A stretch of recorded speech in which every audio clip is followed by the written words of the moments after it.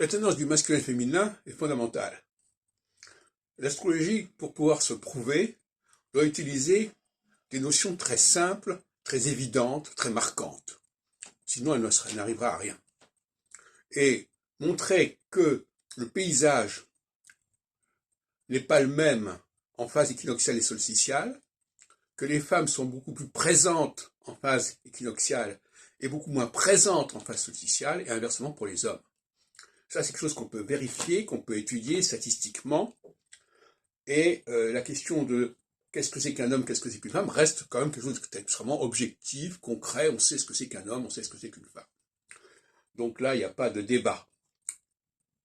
Et donc, il s'agit de montrer que dans la vie d'une personne, notamment d'une personne relativement connue, d'un leader, pas forcément uniquement, eh bien, en phase équinoxiale, les femmes jouent un rôle plus important, sont plus mises en évidence que dans la phase solsticiale où elles se mettent en retrait. Ce qui d'ailleurs montre bien qu'on est dans un phénomène cyclique et qu'il n'y a aucune raison de croire que les choses sont arrivées dans un sens ou dans l'autre. Il n'y aura jamais de pouvoir féminin une fois établi une fois pour toutes, de même qu'il n'y aura jamais de pouvoir masculin établi une fois pour toutes.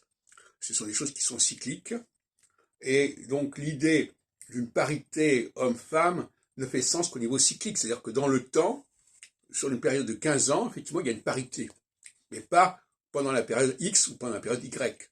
Ça se fait sur une certaine base.